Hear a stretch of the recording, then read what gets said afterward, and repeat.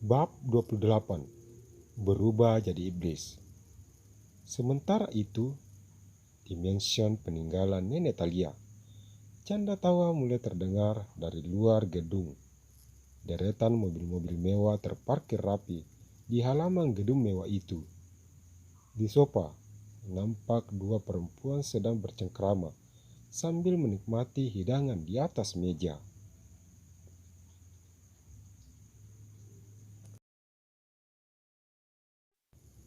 Jeng, harisan kali ini pokoknya aku yang harus dapat, ujar Ibu Mega, salah seorang istri pengusaha kelapa sawit di Kalimantan.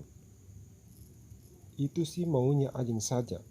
Semua orang yang ada di sini pasti menginginkan itu, termaksud aku. Hitung-hitung, nambah modal, buka usaha butikku. Balas temannya yang sedang asik menuang minuman ke dalam gelas.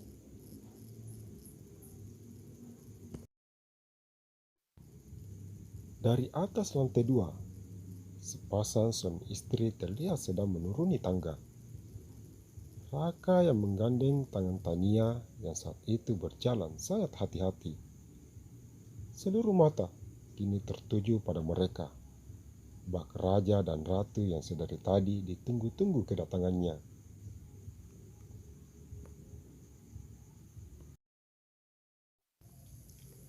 Belum sampai ke lantai dasar, langkah mereka terhenti. Tania melepaskan genggaman tangan Raka, tapi sebelumnya itu memberi senyum termanisnya kepada suaminya itu. Selamat pagi semua. Terima kasih sudah menghadiri acara arisan kali ini. Semoga acara kali ini lancar sesuai dengan keinginan kita bersama. Maka dari itu, sebelum acara ini dimulai, silakan menikmati hidangan yang telah kami sajikan.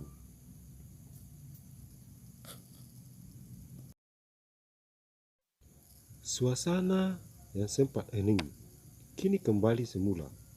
Canda tawa ibu-ibu pengusaha kembali terdengar riuh. Tania bergabung di antara para ibu-ibu pengusaha itu, sedangkan Raka bergabung dengan para suami yang sengaja datang untuk mengantar istri mereka atau sekadar menikmati menu makanan di pesta itu.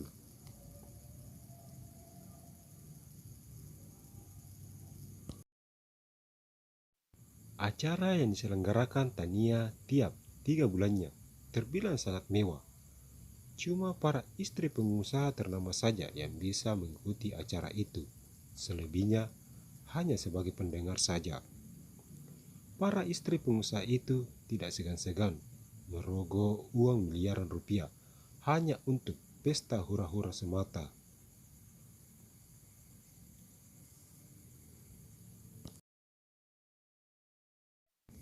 Tania yang sedang bercengkrama ria dengan para tamunya terlihat sangat anggun. Walau usianya di kisaran 50 tahun, tapi tetap kelihatan cantik dan elegan. Nyonya Tania ini semakin kesini semakin cantik aja. Pantas saja Tuan Raka tidak bisa jauh-jauh dari Nyonya.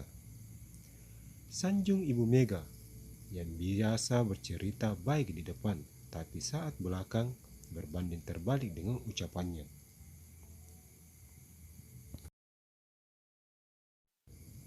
Ah, Ibu Mega ini bisa saja memuji, balas Tania yang kelihatan malu-malu dengan sanjungan Ibu Mega. Kalau boleh tahu, sebenarnya kekayaan Nyonya Talia itu sebanyak apa sih Nyonya? Sambung Ibu Mega sambil memasukkan 2 potong kue ke dalam mulutnya. Tania yang mendengar pembahasan harta semakin bersemangat, lalu memperbaiki posisi duduknya.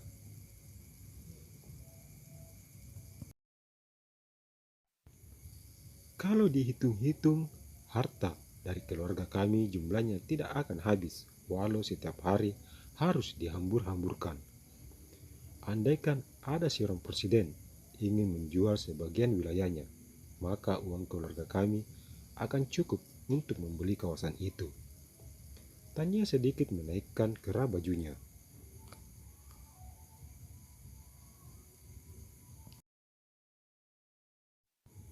Ibu-ibu yang sedari tadi asyik bercengkrama dengan yang lain mendengar ucapan Tania, langsung diam. Ternyata desas-desus kekayaan dari keluarga Thalia selama ini mereka dengar bukanlah usapan jempol belaka. Perhatian semua, acara arisan hari ini akan segera dimulai. Untuk itu, tolong tinggalkan dulu urusan yang lain untuk sementara waktu. Dan silakan bergabung dengan yang lain di aula yang sudah disediakan oleh pihak panitia. Ucap seorang MC.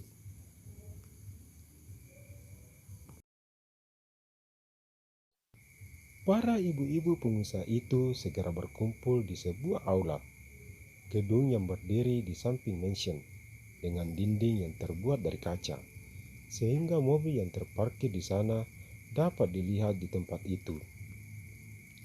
Harap semua perhatian, untuk harisan kali ini yang totalnya 30 M, akan digoyang langsung oleh sang empunya acara, yaitu Nyonya Tania. Untuk itu, dengan hormat, kesediaannya supaya naik ke podium.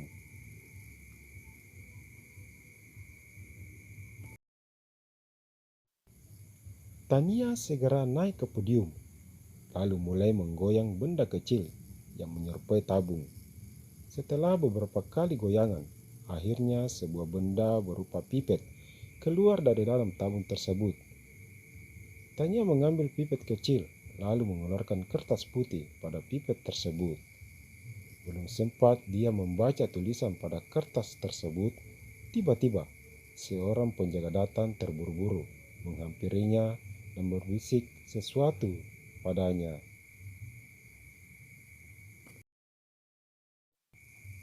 Apa? Suara Tania sedikit nyaring, hingga membuat semua peserta arisan saling menatap satu dengan yang lain. Belum sempat Tania melangkah, tiba-tiba dari arah pintu masuk, tampak 4 orang datang melangkah menghampirinya. Siapa lagi kalau bukan Melati, Jonathan, dan 2 pengawal yang mempunyai postur tubuh tinggi besar.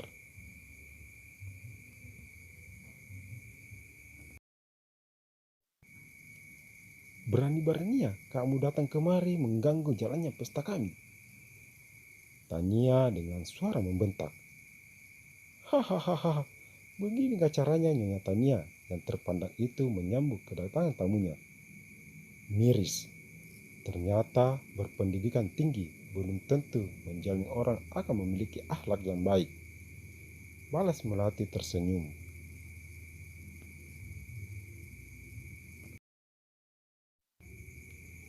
Sudah berani rupanya kamu berceramah di depan orang-orang terpandang seperti kami. Coba lihat dirimu, dan dari mana kamu berasal. Manusia seperti Anda itu sudah tidak mampan dengan ceramah. Harusnya nenek sihir sepertimu mendapat Turkiya 7 hari 7 malam tanpa henti, supaya roh jahat yang bersemayam dalam tubuh Anda hilang karena merasa kepanasan. Beraninya kamu menyebutku nenek sihir.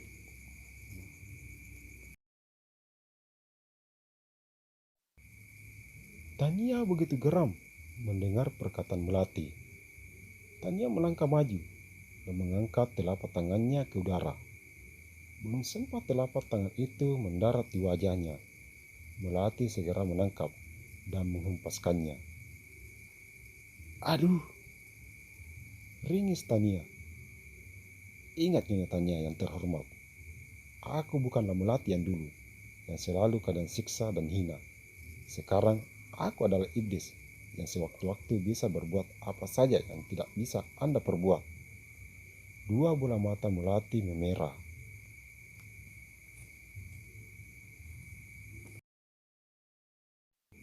Ternyata dia sudah sangat berubah. Tadinya aku ingin memberi pelajaran padanya seperti dulu, tapi ternyata dia bukan Melati yang polos yang bisa aku kendalikan semauku. Ucap Tania dalam hati. Semua orang tercengang dan saling berbisik. Baru kali ini mereka melihat ada seorang yang menentang dan menyentuh langsung seorang Tania yang disegani dalam dunia bisnis maupun pemerintahan.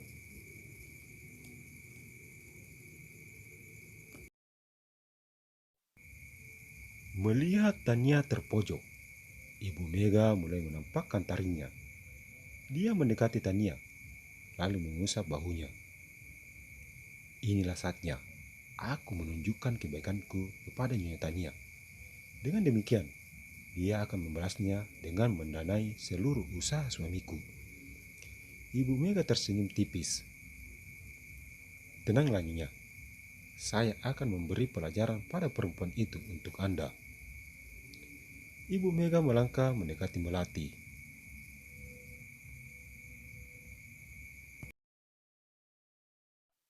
Berani sekali kamu memperlakukan keturunan Talia seperti itu.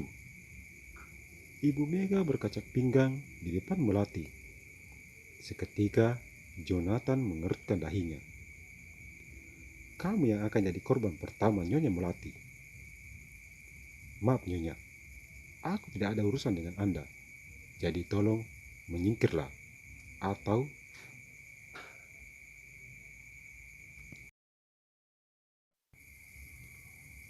apa? Hah? Apa kamu mengancam seorang istri dari pengusaha terkenal kelapa sawit Arka Group yang kekuasaannya terbilang disegani di kota ini? Ibu Mega menyentuh tubuh Melati hingga hampir terjatuh. Melihat hal itu, Jonathan sigap menangkap tubuh Melati. Terima kasih Paman Jo. Paman Jo boleh kembali ke tempatnya semula.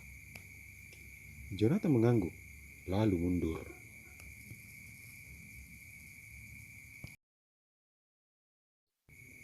Nyonya, karena kamu telah menyentuhku, maka kamu dan perusahaan suamimu akan merasakan akibatnya. Apa?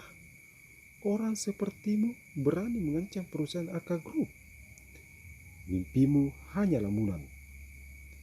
Kembali Ibu Mega tersenyum. Arka Group, perusahaan yang selama ini menjadi benalu di Tale Group, itu yang kamu bangga-banggakan. Perusahaan kecil seperti itu, tanpa bergerak pun, aku sudah bisa pastikan akan tinggal nama saja. Melati yang mulai tersulut emosinya.